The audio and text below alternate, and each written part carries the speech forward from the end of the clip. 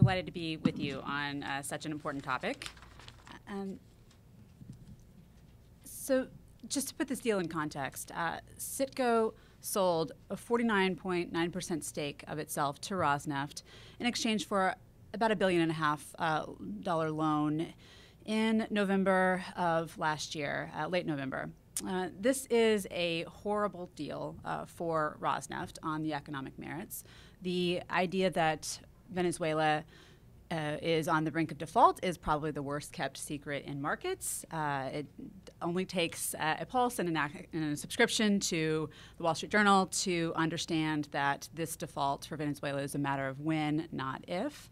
And that brings you the question of what could have been motivating this deal, if not the economics of the thing. And I then am left with the date, with the timing of all of this. This loan was signed on November 30th. Some 3 weeks after the U.S. election, when I believe the Russian government had reason to expect that U.S. sanctions could be loosened, whereupon they could come into a majority ownership share of one of America's 10 largest oil companies. And CITGO is not just one of our largest oil companies. It has 3 refineries and 3 pipelines here. And our energy grid is just that. It is a grid. So as the Senator suggested, there is a lot of trouble that Russia could make if it wanted to, not just with these refineries and pipelines, but for the broader energy grid. And a deal of this sort is unprecedented. We've never seen a deal of this magnitude come through with the reach that it has into the U.S.'s energy grid. And there are 2 ways to block this deal, the CFIUS process, which the Senator alluded to, as well as the sanctions that remain in place. And so I think it's important to take steps to address both of these solutions. We need clear signals from both the White House and Congress that these sanctions are to remain in place until we see meaningful change in Russian behavior. And I think we need to address some loopholes in CFIUS. This is largely a case of first impression. We've not seen a deal of this construction, meaning a deal where a default would allow a U.S. company to fall into the hands of a foreign-owned oil company, largely kind of out of the U.S.'s jurisdiction. It is domiciled in Delaware, but that's about as much of a U.S. presence as this deal has. But I want to stress sort of the larger story here that I hope we don't lose sight of. Rosneft is one of the world's largest state-owned oil companies, but governments now own 13 of the largest oil and gas firms in the world and about 75% of global energy reserves. And that's quite a change from 10, 15 years ago when those numbers were almost reversed.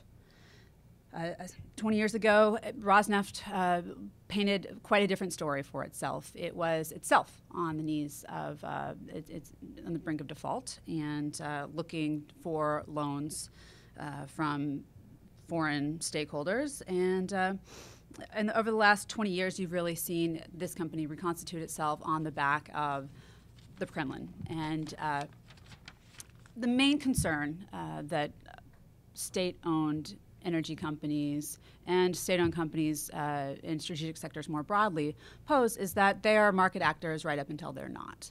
And I think you've seen this on vivid display with another Russian energy company, Gazprom, in Ukraine, when Vladimir Putin was attempting to induce then Ukrainian leader Yanukovych to choose his bailout over the path of EU accession. And what did that bailout package dangled before Yanukovych look like? But a bag of repurposed Russian state-owned assets, including about a third of Gazprom's annual receipts. So those of us who would suggest that these are market actors just looking for a quick profit, like any other market actors, do well to remember that circumstances change as soon as the geopolitics change. Second, Norway being the lone exception. These state-owned oil companies are not owned by democracies, and I think that matters, in part because this is increasingly the face of statecraft today. You see Russia in particular, China not far behind, waging with economic instruments what used to be the stuff of armies and accomplishing with sovereign checkbooks and with financial levers the stuff of sovereign conquest. And this is not a form of statecraft that's particularly available or suited to the United States. Xi Jinping, the president leader of China, visited Russia shortly after taking office, and as a goodwill gesture, he loaned Rosneft about $2 billion. It's not the kind of deal you can imagine the White House, under any leadership, being able to ink as a goodwill gesture. So this form of what I call geoeconomic statecraft, or the use of economic instruments from energy and commodity resources on through to trade and investment more broadly to achieve specific geopolitical results. I'm not talking about foreign investment for the sake of foreign investment or trade for trade's sake on the idea that that will grow your economy and increase your geopolitical throw weight in time. I'm talking about pipeline politics of the sort that we've seen Putin play for very specific geopolitical objectives. We know that that has resulted in a massive change in the nature of statecraft over the past 10 years. But it also changes markets. And in particular, private firms lose out. We've actually seen another U.S. energy company, Conoco, file suit against the Rosneft lien placed on CITGO because they, too, are creditors of CITGO and stand to lose out significantly if Rosneft is allowed to acquire a majority share of CITGO. But I think there's also what I liken to insider trading concerns, a sense that because this is not just any normal market actor that's acquiring ownership stake, this is a sovereign government with unique advanced insight of things that can move markets quite dramatically. They have a unique perch and an ability to play the markets and manipulate markets for both economic and geopolitical gain.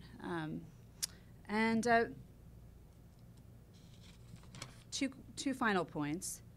I think you see a lot of these deals sort of negotiated between autocrats and often for the purpose of bolstering these regimes.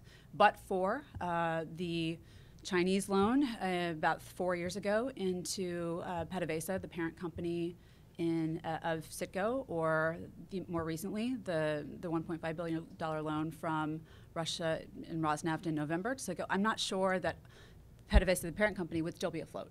And we know that PDVSA has a habit of cross-subsidizing the Venezuelan regime's sort of policy goals and dipping into CITGO's coffers to do so. And finally, I think that there's a quiet but important risk that because so much of the energy space is inhabited by joint ventures where companies team up together to go do new explorations or new drillings, that there's an hourglass quality to these relationships.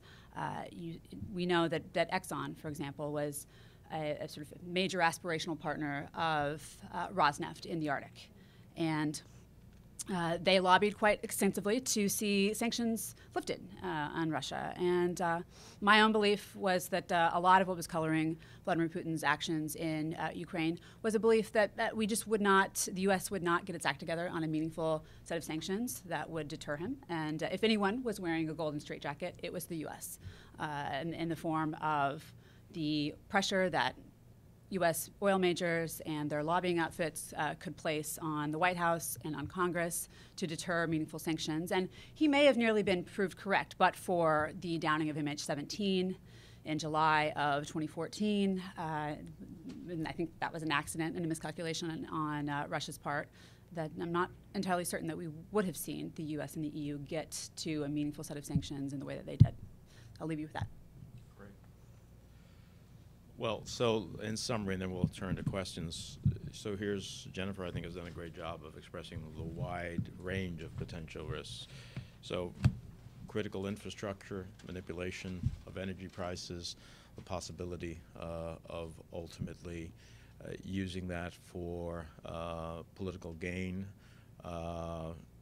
including, affecting sanctions regimes, which I have fought heavily to levy against Russia for its violation of international order in the annexation of Crimea and the invasion into eastern Ukraine. So a lot of dimensions to this. As Ms. Harris said, when you talk about making that type of an investment that cannot be motivated by a good market deal, then you have to seriously be concerned about all the other elements of what this could mean. And so that's why we're asking the administration to use the CFIUS process, to be ready to do so. Venezuela, recently we had a hearing on Venezuela in the Senate Foreign Relations Committee. Venezuela is not anywhere headed in the right direction by any stretch of the imagination. And so it will not take a great deal to enter into the possibility of a default and all of the factors we just talked about coming into play. And so we are trying to be proactive here and be ahead of the curve. With that, happy to answer any questions.